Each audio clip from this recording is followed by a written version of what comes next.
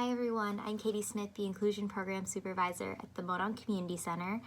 Today I just wanted to go over some sensory activities and ideas for you to do, for your children to do as a family, because I know this is a very stressful time for everyone, adults, kids, everyone's included in that. So the first thing I really just wanted to talk about was what anxiety looks like. So what you think of with anxiety, you think of, or stress, the pacing, the heavy breathing, the clammy hands, the kind of stuttering, that sort of thing. But anxiety and stress can manifest very, very differently in people. That could be anyone, adults, people with disabilities, children, anyone. So some of the ways that it can look different are not eating too much. Those are the common ones we think of when we're thinking of a little outside the box with anxiety. But it can also be things like having oppositional behavior, having strong moods, strong feelings of emotion just coming out and showing in weird ways. It can be being hyper focused on something, so that person can't get their mind off it. They won't stop talking about a topic, even if it's not related to COVID-19 or this virus that's going around. It could be something else that they're hyper focused on, or the complete opposite of not being able to focus on anything. You've been having a conversation, you lost your train of thought just constantly, or you're talking to someone, you can tell they're just not focusing. So it can be any of these. So also additionally, it can be things like skin picking or hair pulling, anything fidgety you see too. So today I just want to provide you with some ideas, some activities you can do as a family by yourself to help work on those feelings of stress and anxiety. So my first idea that I had for you today is just talking about sensory boxes. So this could be just like a regular Tupperware that you have at home, just a container you have. This one's just an empty green one. And put something in it like shredded paper, water, any sort of thing that has a feel to it. I picked those two because shredded paper is something that you can create at home. Also, 2 for 1, that pile of papers you need to get rid of. Found a place for it in your sensory bin. So that feel of the shredded paper is just like, gives you some sensory feedback. You're able to run your hands through it. You're able to keep your hands occupied, your brain occupied.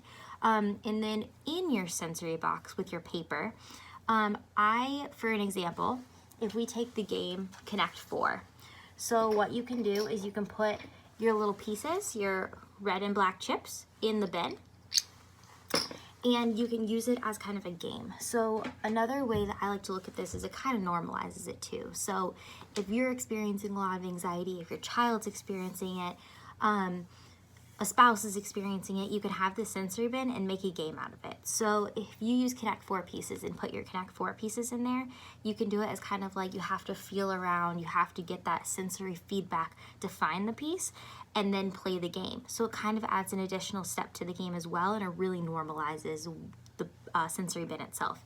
So if I was playing with a partner and I had the black chips and they had the red chips, I would put my hand in, look for a black chip. If I got it, then I'd play. Then the red player would put their hand, look for the red chip, and then they'd play their turn. Just adds another step. But thinking about it, you could put anything in there. So if you were going to use the shredded paper, you could use cards, you could use toys if it's like a little one, just for something to add that sensory feedback that they're getting into their body and be able to have that sensation. So that's my first idea of a sensory bin. My second idea is a sensory bin of actual items. So this is a bin of sensory toys, sensory activities, that sort of thing. So things I put in here is a stress ball. So first, this just provides you with that feedback because it bounces back, so you're able to kind of squish and get some of that stress and anxiety that's pent up in your body. You're able to release that and really squish the stress ball. So that's a really simple one that everyone thinks of when they think of things to touch. Another one is a little koosh ball. This one is really nice. You can roll it in your hands, you can squish it, you can put it in your pocket. A lot of folks I work with disabilities that use these, they love the feel in water. So that can be really cool too. It just adds kind of a weird sensation, and you can run it through your hands. Just kind of getting your mind off of that stress and anxiety, and you're able to kind of feel and fidget with your fingers. Another one is beads. So beads are really nice. A lot of folks I work with disabilities use beads as a fidget. They just have a nice feel to them. They run them on their arms. You can run them through your fingers. Anything you want to do. They just have a really nice feel and sensory feedback to them. Another one, just a little Hot Wheel car. So this one you can use just kind of like rubbing it through your hands. It's just kind of that sensation in your hands. You can run it on your arms. Also, like sometimes some folks I work with, I ask for like tickles, like back tickles, like kind of like a back rub. That's just the words they use. And if you roll this on their back, or they can roll it on their legs, anything like that, just adding that sensory feedback to something that's soft and they're able to control is really nice as well. So that's my sensory bin. Bigger items that obviously don't fit in my sensory bin that I think of when I think of helping with that sensory feedback. Just an exercise ball. If you have one at home, it feels really good. You can bounce it, you can roll over it, you can roll the ball over you, and that's just some pressure on your chest and kind of a calming sensation. Just like a weighted blanket. So weighted blanket's my other idea.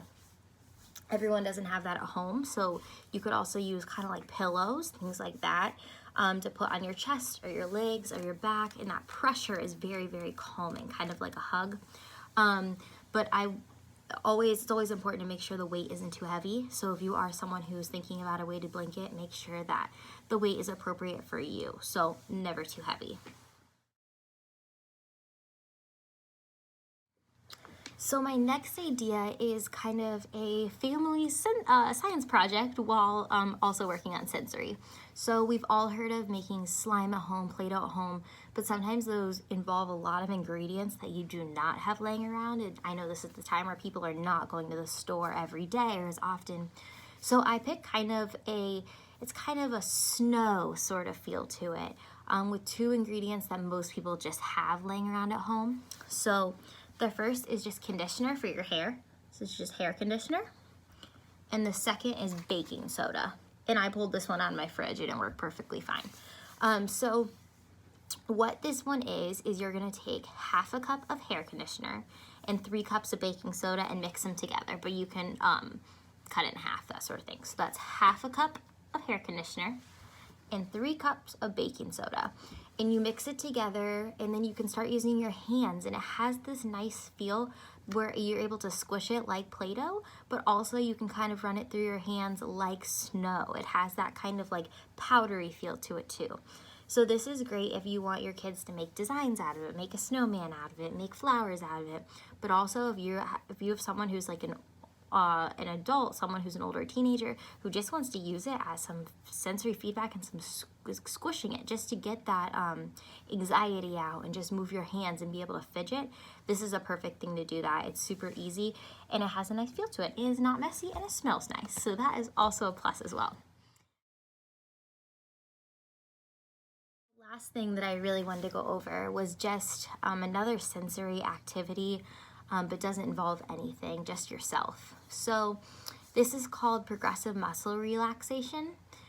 Pretty much what it does is it focuses on different muscle groups, focusing on the tightening and releasing of those muscle groups. And you can do any muscle group in your body. That could be hands, arms, shoulders, back, chest, stomach, legs, anything. So how I go about this when I'm teaching this to adults is I say, think about your hands.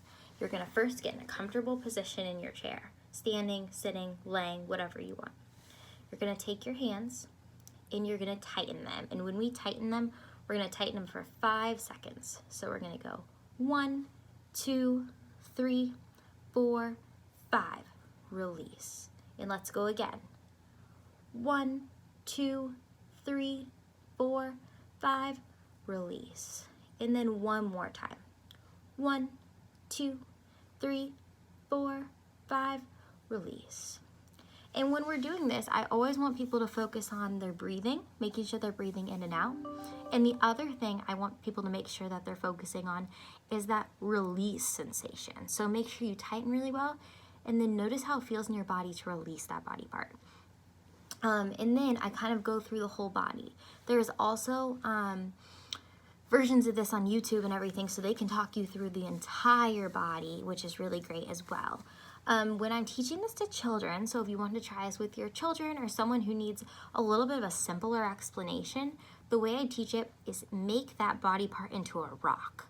So if I was talking about my shoulders and I wanted them to tighten their shoulders, I'd be like, let's make our shoulders like a tight rock.